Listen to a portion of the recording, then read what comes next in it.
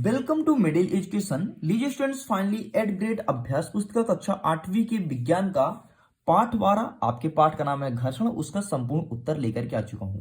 जरा रुको रुको रुको, एक बात ध्यान देना। आपको यूट्यूब चैनल पर एट ग्रेड अभ्यास पुस्तक के कई सारे वीडियोस मिल जाएंगे और बहुत सारे इसका सोल्यूशन भी दिए होंगे, लेकिन डेफिनेटली मिडिल एजुकेशन यहाँ पर आपको अलग देगा। आपको आंसर लिखित तौर पर नहीं दिखाएगा, बल्कि एक एक चीज समझाएगा और रटा भी देगा तुरंत का तुरंत, ताकि आपको आपके परीक्षा के लिए ज्यादा मेहनत ना करना पड़े। देखिए फ्रेंड, जैसे मैं पेज ओपन करता हूं तो यहाँ पर स्पष्ट रूप से लिखा है वर्ष 2022-23, मतलब नई किताबें हैं। जितने भी नए क्वेश्चंस ऐड हुए हैं, जो कोई संशोधन हुआ है, एक एक चीज आपको इस वीडियो में बताने वाला हूं। जैसे मैं पेज ओपन करता हूं तो देखो यहाँ पर रहा हमारा अनुक्रमणिका, मतलब इंडेक्स है। तो इसमें से पाठ 1, 2, 5, 6, 7, 9, 10 और 11, इन सभी को मिडिल एजुकेशन ने अच्छे से कवर किया है। इस वीडियो में मैं कवर करने वाला हूं पाठ 12। आपके पाठ का नाम है घर्षण।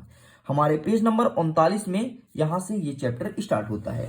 देखो यहाँ पर पेज नंबर दिखाया गया है। जैसे मैं पेज को ओपन करता हूं तो यहाँ पर तो पेज नंबर 3 लिखा है, और ओपन करता हूं तो 33 और ओपन कर लेता हूं ताकि मैं उस चैप्टर पर पहुंच सकूं। ये रहा 39, और देखिए यहाँ पर स्पष्ट रूप से ऊपर लिखा गया है हमारे पाठ का नाम पाठ 12 घर्षण। सबसे पहले घर्षण होता क्या है? घर्षण होता क्या है ये जानने से पहले मैं एक चीज बता देता हूं। घर्षण से कई सारे लाभ होते हैं और कई सारे हानियां होती हैं। हानि कैसी होती है समझ लो।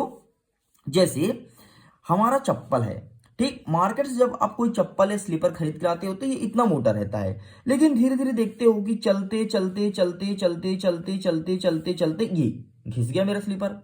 तो स्लीपर कैसे घिसा? स्लीपर घिसा आपके घर्षण के कारण। यदि घर्षण ना होता तो आपका स्लीपर नहीं घिसता, और आप जो 200 रुपए खर्च करके स्लीपर लेकर के आए थे तो वो स्लीपर आपका जीवन भर चलता, आपको बार बार नहीं खरीदना पड़ता। ठीक है, तो ये हमारे घर्षण से हानियां हो गई। अरे मोजा देखते हो, सॉक्स भाई फट जाते हैं चलते चलते, घर्षण के कारण होता है। अब घर्षण से लाभ क्या है? देखो, यदि हमारे पृथ्वी से घर्षण खत्म हो जाए तो हम एक कदम भी आगे नहीं चल पाते। क्यों नहीं चल पाते? क्योंकि घर्षण ही नहीं है, और घर्षण नहीं होता तो वहीं पर जैसे हम कदम उठाते तुरंत स्लिप होकर गिर जाते और वहीं पे रह जाते। अरे आप देखे होंगे कि केला का छिलका जब हमारे पैर के नीचे पड़ता है तो हम गिर जाते हैं। ऐसा क्यों होता है, कभी आपने सोचा? इसके अलावा आपने ये भी देखा होगा कि जब टाइल्स पे पानी गिर जाता है और पानी के ऊपर मेरा पैर पड़ता है तो मैं गिरता हूं धड़ाम से, फिर अरे कमरे में मोच आ गया मम्मी, अब हम 2 दिन स्कूल ना जाएंगे। फिर बहाना अच्छा मिलता है, स्कूल ना जाएंगे, सर प्रश्न पूछेंगे तो हमसे ना बनेगा तो पिटाई होगा। ठीक है, ये सब बहानाबाजी बंद करो, मिडिल एजुकेशन आपके साथ है, एक एक चीज आसान भाषा में समझाएगा। ठीक, तो देखो घर्षण के कारण हम गिर गए। कैसे? क्योंकि वहां पर घर्षण हो गया खत्म, और घर्षण जहां पर नहीं रहता है तो हम धड़ाम से गिरते हैं।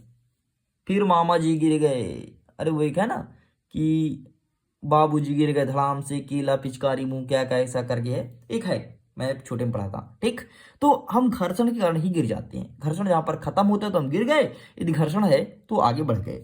अब देखो यहां पर लिखा है सर्फी घर्षण, मतलब सर्फी घर्षण का मतलब होता है जो सांप होता है ना, सांप, सांप को देखते हो, सांप के पैर नहीं होता।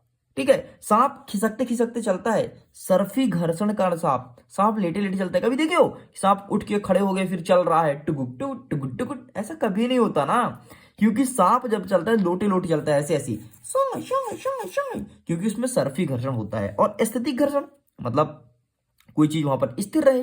ठीक, तो यहां पर प्रश्न हमारा कह रहा है कि सर्फी घर्षण स्थैतिक घर्षण से कम क्यों होता है?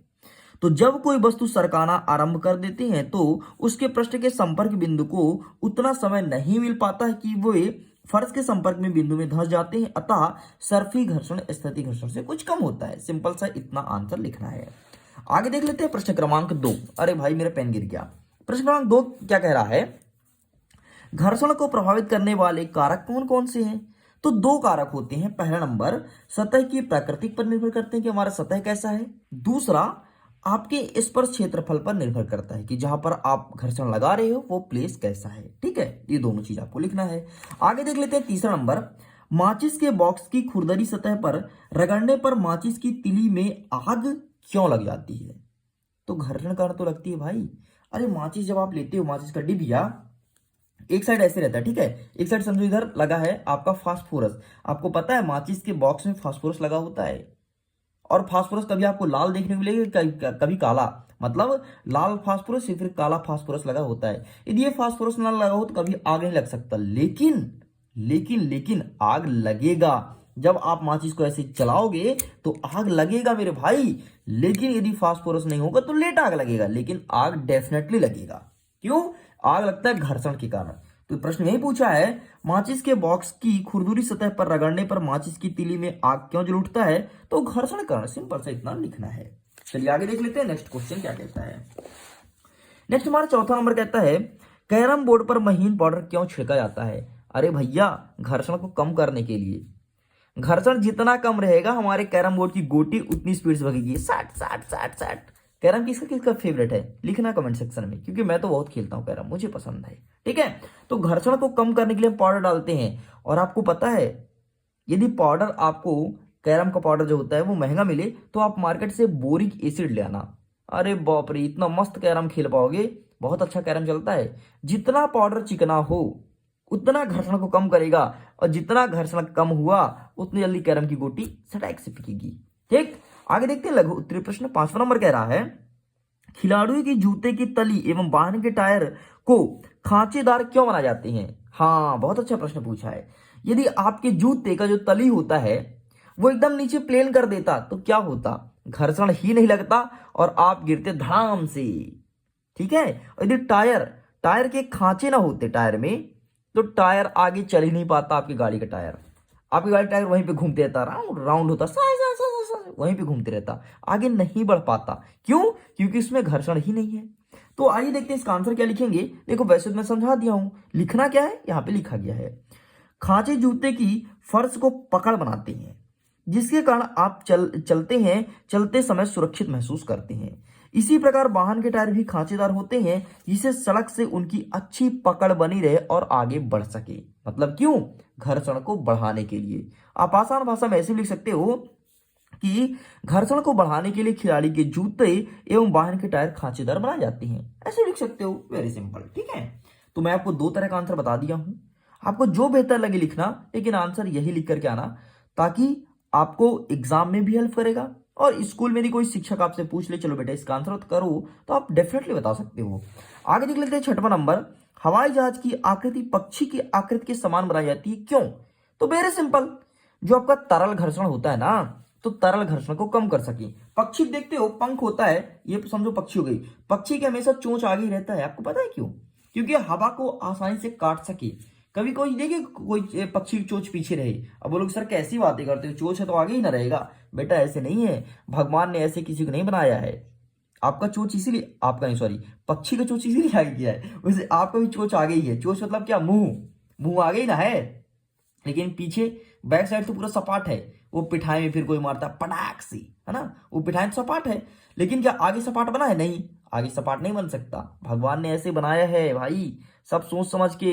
भगवान को घर्षण पता था कि हवा को काटने के लिए पक्षी के सामने चोंच होना जरूरी है। चोंच आएगा तो हवा कटेगा। अरे ट्रेन वेन देखते हो, ट्रेन का आकार सामने कैसे रहता है? एकदम नुकीला टाइप से रहता है, हवा को फाड़ करके बीच में घुस जाए, ट्रेन इसलिए रहता है, लेकिन पीछे ऐसा नहीं रहता है। ठीक, तो हवाई जहाज क्या कहते हैं पक्षी समान क्यों बनाई जाती है? तो इसका आंसर सिंपल सा, क्योंकि तरल घर्षण को कम कर सके। बस इतना लिख करके कंप्लीट करना है। आगे देख लेते हैं 7वां नंबर, विराम अवस्था में किसी बॉक्स को गतिशील करना अथवा किसी गतिशील बॉक्स को उसी दिशा में सरकाना, उपरोक्त दोनों कार्यों में से कौन सा कार्य आसान है और क्यों? देखो स्टूडेंट्स, आपको इतने आसान तरीके से समझा रहा हूं तो प्लीज वीडियो को शेयर कर दो ना। और देखो लाइक्स कितने कम दिख रहे हैं, लाइक नहीं करते हो यार, गजब कर दिए भाई। ऐसे आपको वीडियोस नहीं मिलेंगी, आप बात मानो, जाकर के चेक भी कर लो, कोई भी ऐसा आपको नहीं समझाएगा। सिंपल से ये प्रश्न, ये देखो उत्तर, ऐसे वाला सिस्टम चलता है। ठीक है, तो देखो इसका आंसर क्या लिखेंगे, किसी बॉक्स में गति शुरू करने की अपेक्षा पहले से ही गतिमान बॉक्स की गति बनाए रखना सरल होता है। बस इतना सा लिखना है। आगे देख लेते हैं 8वां नंबर, स्नेहक किसे कहते हैं, इसका उपयोग क्यों किया जाता है? स्नेहक यार, स्नेहक मतलब जो ग्रीस और ऑयल होता है ना, उसको बात कर रहा है, उसी बोलते हैं स्नेहक तेल, मतलब ग्रीस या ऑयल लगाना। एक बात बताओ, यदि आपके घर में शटर है, गेट है, ठीक, गेट तो सबके घर में होगा, ऐसा किसी बंदे का घर में जिसके घर में गेट ना हो। गेट है तो गेट का जो कुंडी होता है, जो कुंडी बंद करते हो, उसमें हमेशा ग्रीस या ऑयल डाला जाता है। क्यों? घर्षण को कम कर सके। घर्षण जब कम होगा तो सट से एकदम कुंडी बंद होगी। ठीक है। चैनल गेट जिससे गर्म होगा तो देखते हो ग्रीस लगाते हैं आपके पापा जी लोग, ठीक है। तो ग्रीस क्यों लगाते हैं? घर्षण को कम करने के लिए भाई, समझ में आया ना। तो इसका आंसर क्या लिखेंगे? घर्षण को कम करने वाले पदार्थ को स्नेहक कहते हैं। देखो मैंने अभी आपको बताया, कोई भी ग्रीस हो, तेल हो, ऑयल हो, वो सभी स्नेहक कहलाता है। ठीक। घर्षण को कम करने के लिए गतिशील पुर्जों की वायु की गद्दी का उपयोग किया जाता है। ठीक, बस इतना सा आंसर आपको लिखना था। आगे देख लेते हैं 9वां नंबर, कारण लिखिए। कारण पूछा गया है, पहिए घर्षण कम कर देते हैं, दिए गए कथन की क्रियाकलाप द्वारा स्पष्ट कीजिए। पहिए घर्षण कम कर देते हैं, तो इसका आंसर लिखेंगे जब एक वस्तु को, अरे पहिए मतलब पता है किस पहिए बात कर रहा हूं? वो जो जैसे आपका ट्रॉली बैग नहीं होता, पीछे चक्का लगा होता है, चक्का वाला बैग, फिर खींचते हैं, फिर डुडू आके ले जाते हैं, डुडू डुडू। ठीक, तो वही घर्षण कम कर देते हैं, इसके बारे में पूछा गया है। तो जब एक वस्तु को दूसरे वस्तु के पृष्ठ पर लुढ़काते हैं तो उसकी गति के प्रतिरोध को लोटन घर्षण कहते हैं, क्योंकि लोटते हो जाता है। ठीक है, और वस्तु को सरकाने के अलावा लोटन करना आसान होता है। बस इतना सा आंसर लिखना था। चलिए आगे पेज पलटा लेते हैं, आगे के आंसर्स को कवर करते हैं। देखो यहां पर प्रश्न पूछा गया है, सर्दी में अक्सर लोग हाथ रगड़ते हैं क्यों? जैसे अभी चल रही सर्दी का मौसम, ठीक है, तो हाथ रगड़ने से क्या होता है? हाथ में उष्मा उत्पन्न होती है। मेरा हाथ हो गया, ये मैंने रगड़ा, ये मेरा हाथ भाई गर्म हो गया, एकदम जम के गर्म हो गया, तो इससे उष्मा उत्पन्न होती है और हमें ठंडी नहीं लगती है। इसलिए देखते हो, अरे आप लोग खुद रगड़ देते होगे हाथ, ऐसे जब हाथ में पानी लगा लिए, हाथ बड़ा ठंडा ठंडा लगा तो ऐसे पकड़ के रगड़ दिए। ठीक, इससे घर्षण उत्पन्न होता है और हमें ठंडी नहीं लगती, इसलिए हम रगड़ देते हैं। बस आंसर क्या लिखना आपके सामने है। आगे देख लेते हैं, कमानी द्वारा तुला क्या है? तो इसका आंसर लिखेंगे जिसके द्वारा किसी वस्तु पर लगने वाला बल को मापा जाता है, उसे कमानी द्वारा तुला कहते हैं। अरे तराजू भाई, सिंपल सा। आगे देख लेते हैं 10वां नंबर, घर्षण हानिकारक होते हैं परंतु अनिवार्य भी। इस वाक्य को उदाहरण से समझाना है। हाँ, ये बिल्कुल सत्य है कि घर्षण हानिकारक होते हैं। हानिकारक क्यों? क्योंकि इससे वस्तुएं घिस जाती हैं भाई।